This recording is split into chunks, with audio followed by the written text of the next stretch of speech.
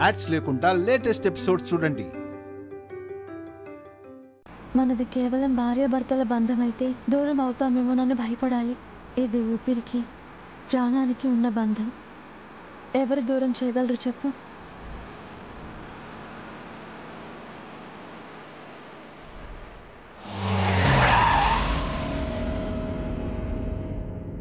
ఏమైంది కన్నయ్య? మనల్ని ఎవరు దూరం చేయలేరని చెప్పావు కదా, కారు కూడా ఆ విషయాన్ని కరెక్టే అంది. అందుకే అలా ఆగిపోయి ఇంకాసేపు మనం కలిసి ఉండాలని అవకాశం ఇచ్చింది. ఇన్ఫ్యాక్ట్ మెకానికల్ భాషలో చెప్పాలంటే కార్ బ్రేక్ డౌన్ అయింది. ఎప్పుడు బ్రేక్ డౌనా? మరెలా? వెళ్దాంలే, కంగారేముంది. నువ్వు ఇలాగే అంటావు, కానీ ఇంట్లో వాళ్ళు నీ ఆలోచనలు కూడా అవకాశంగా తీసుకుని నోటికొచ్చినట్టు మాట్లాడతారు. అవసరమా? ముందుగా వెళ్ళినంత మాత్రాన వాళ్ళు మౌనంగా ఉంటారనుకుంటున్నావా? చూడు, మనం ఎలా ఉన్నా వాళ్ళు చూసే దృష్టి మారినప్పుడు మనం ఎలా ఉంటే ఏంటి? వాళ్ళ గురించి ఏం ఆలోచించకు. సరే దిగు. ఎక్కడికి? దిగు చెప్పు.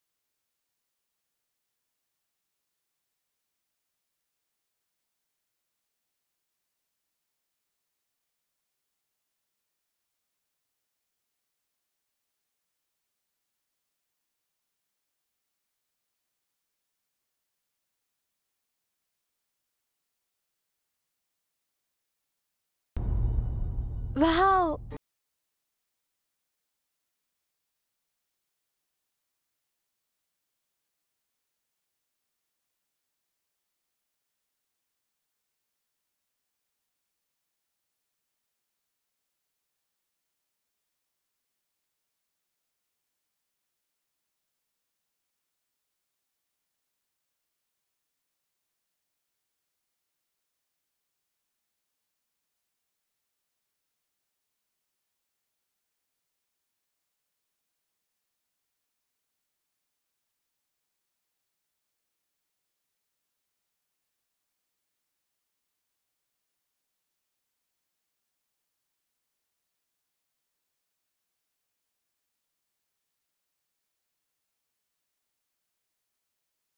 చిన్న సాయం కావాలి. ఏందమ్మాది? అది మా కారు పాడైంది.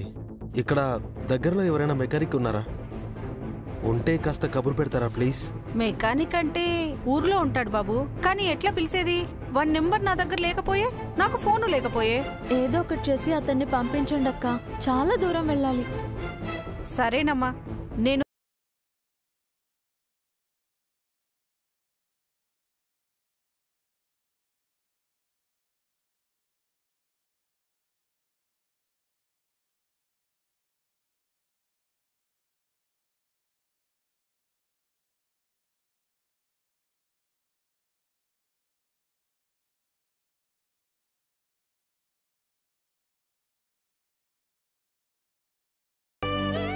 మీరా? Kannayya, super idea. అక్క, పొలానికి నీళ్లు మేం పడతాం. బాగా చదువుకున్నోళ్ళలా ఉన్నారు. మీరు ఈ పని ఎట్టా చేస్తారమ్మా? అమ్మా, ఎంత చదివినా ఈ నెలలో పండిన పంటనే తినాలి.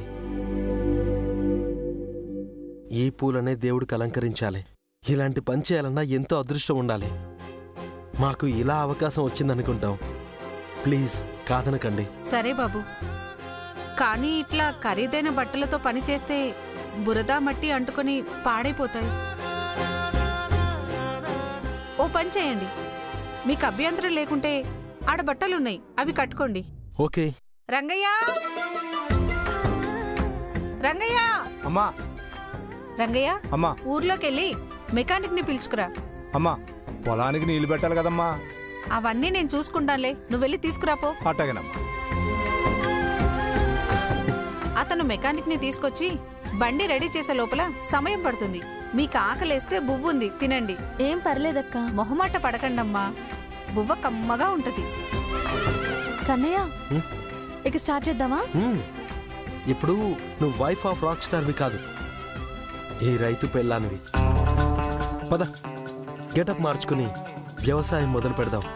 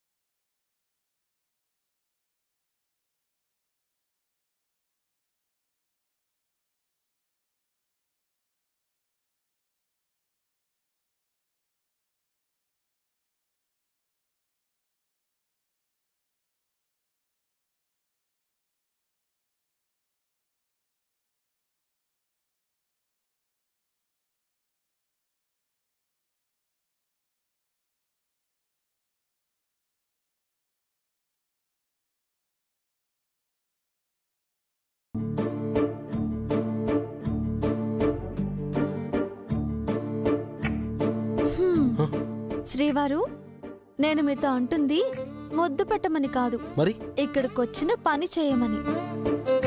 అదే మొక్కలకి నీళ్లు పెట్టమని. ఎప్పుడిక్కడ కరెంటు కోత పెట్టకపోతే అక్కడ కరెంటు కోత పడుతుంది. ఇక నీళ్లు పెట్టే సంగతి గోవిందా. ఓ షిట్, మర్చిపోయాను. అమ్మో బాబోయ్, వెరీ డేంజరస్ ఐస్.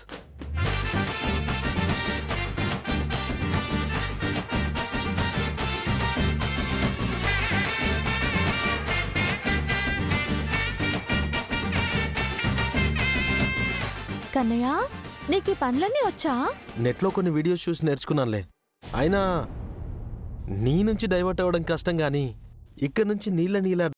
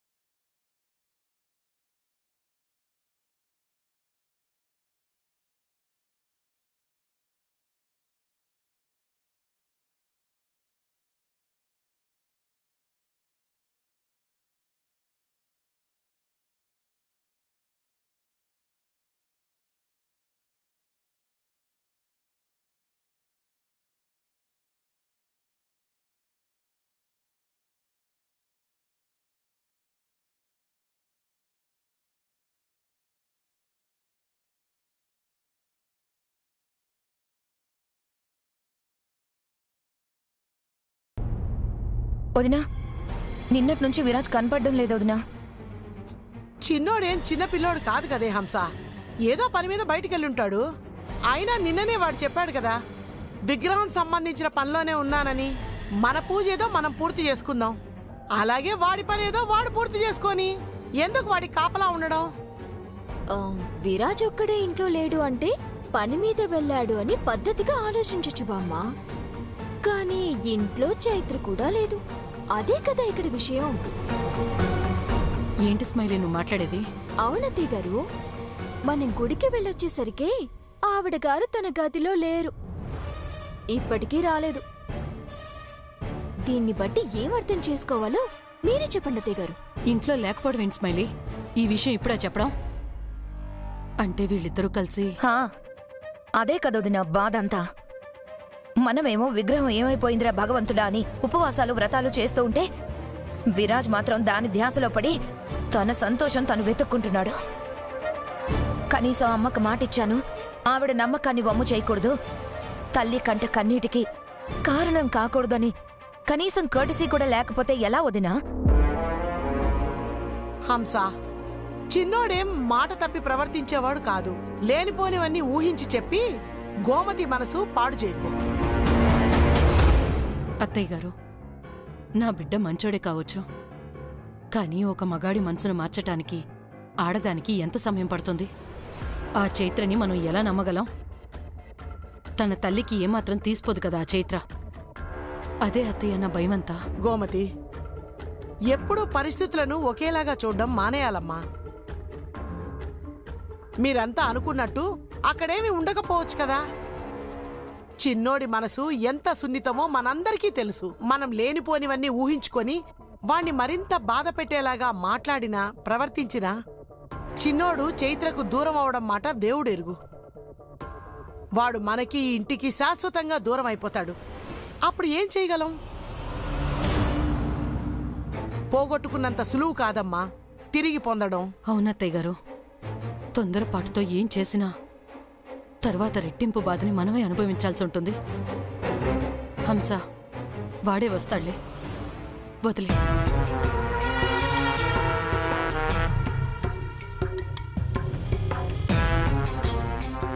ఏంటి పిన్ని పరిస్థితి? వదిలేద్దామా? వీళ్ళు వదిలేస్తే మనం ఎందుకు వదిలేయాలి? వాళ్ళని కలవనివ్వకూడదనే కదా మన కాన్సెప్ట్. ఇక్కడ ఇంకొకరి అభిప్రాయాలతో మనకేంటి పని? మనం చెయ్యాల్సింది మనం చెయ్యాలి. ఇంట్లో ఇద్దరూ లేరంటే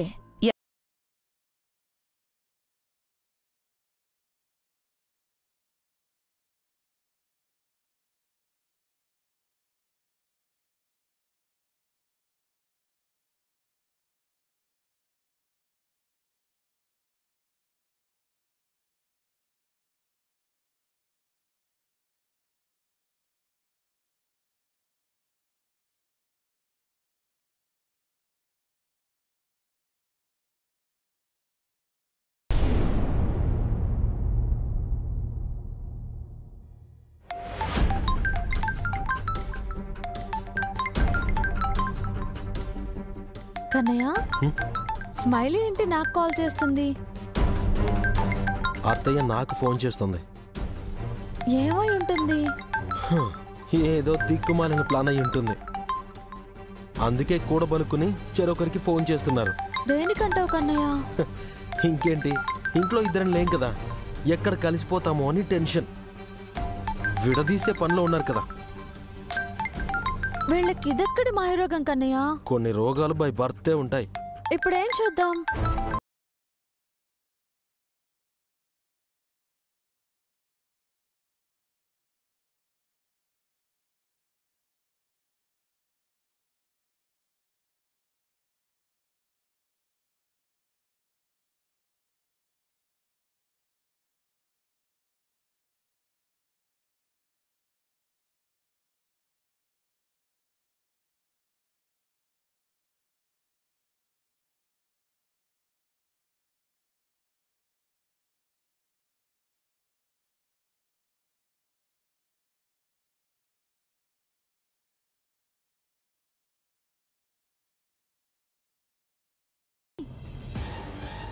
నువ్వు ఊహించినట్టే ఉన్నాను. ఏంటి?